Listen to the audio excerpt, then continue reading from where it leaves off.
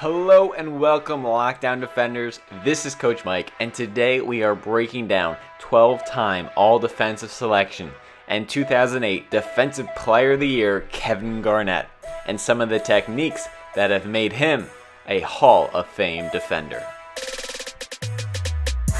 Oh man, what a defensive play. Tremendous defense. Wow.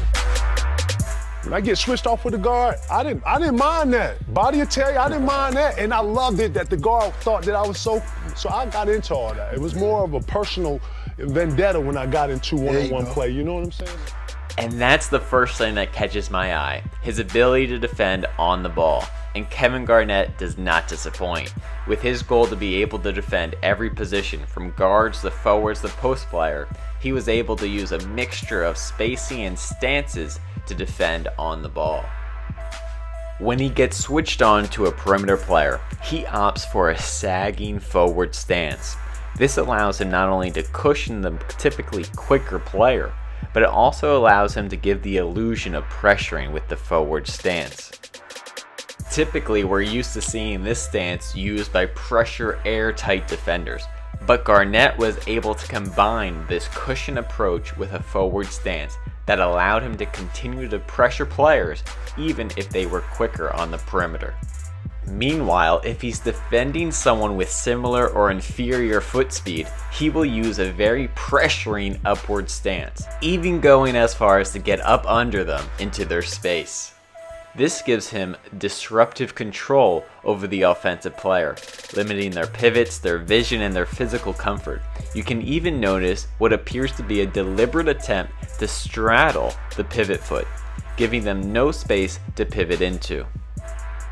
By jamming up their pivot foot, not only do you eliminate the space they can pivot into, but you eliminate their first step, making them a passer with limited vision and high pressure. Now, the second thing to notice about this on-ball pressure is the activity of his hands. And though it might seem like an overly simplistic emphasis, it has a constant impact on the play by taking away vision and passing lanes. Handoffs are another time you really see the activity of his hands, usually swiping down as the post player exposes the ball for the handoff. Now, not all handoffs will be this exposed, but this pressure that Garnett constantly applies will put him in position to be there when it happens. Similar to when he switches on the ball screen, he really tries to jam up the ball handler. And this can be a really good time to amp up the pressure, especially at higher levels when the guards are looking past their on-ball defenders, trying to get a sense of the role, the coverage, and the spacing behind them. Or even if they're just identifying the switch and trying to set up an ISO. And those active hands are also used to discourage shots against jump shooting dominant players. Watch how he defends Dirk, and you'll notice an early and high hand whenever Dirk has the ball. And that is more to the point of what made Garnett such a great defender, the versatility in which he could defend and understand scouting reports, knowing his matchup, and as many coaches have commented, even their set plays. Now, he does use some advanced techniques, and we've already covered the evade steal in several other videos, so I wanted to spend time on one of my favorite techniques he uses, the flyby block.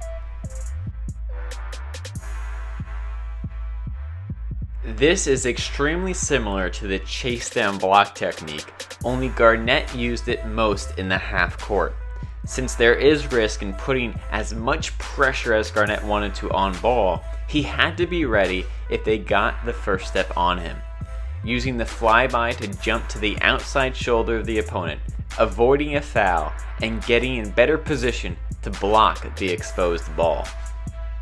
You can see him again here, trying to pressure the ball, jam up that pivot foot, and even if he gets beat so extremely on the first step, he still has a chance to block the release.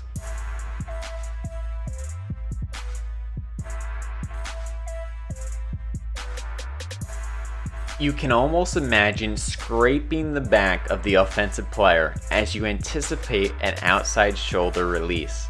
Very similar to the chase down block, but Kevin Garnett used it more than anyone to complement his pressure D in the half court.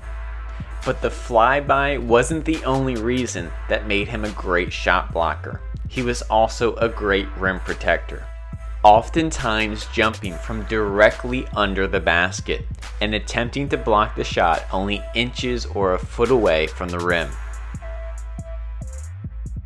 A great technique and starting point for an athletic rim protector trying to anchor a defense.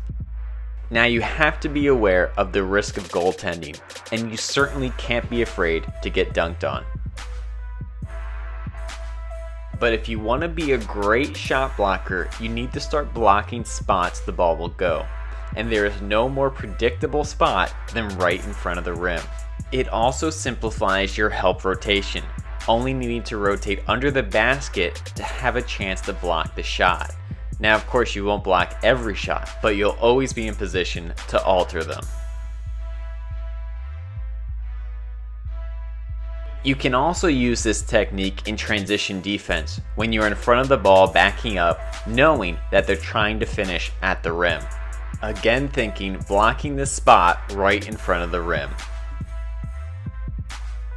And yes, you can even use it on ball in the low post. Watch how Garnett even disengages from contact to prepare his jump at the rim. It's near impossible to get a good jump when you're battling and getting hit, but to shed space to prepare for a block is borderline genius. Much like a volleyball player will jump at the net anticipating a spike, the rim block is jumping to the rim anticipating a finish. There are so many reasons why Garnett is one of the best. I mean, he has more tools in his defensive tool bag than most players have in their offensive one. In the post, he uses every concept I've ever covered. The Hakeem poke, battling in the post, pulling the chair out, and even the evade steal. He was even great defender off the ball and in the gap.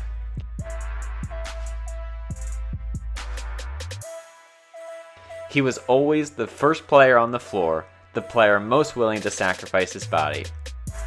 And he was relentless at getting into your head. There's no room for soft. There's no room for a person who's going to give ground. So I don't anticipate you liking me. I don't anticipate you trying to be my friend, because I'm not trying to be your friend. Kevin Garnett was a great defender because of his versatility, pairing excellent technique with a relentless mindset. And that's a recipe for one of the best of all time.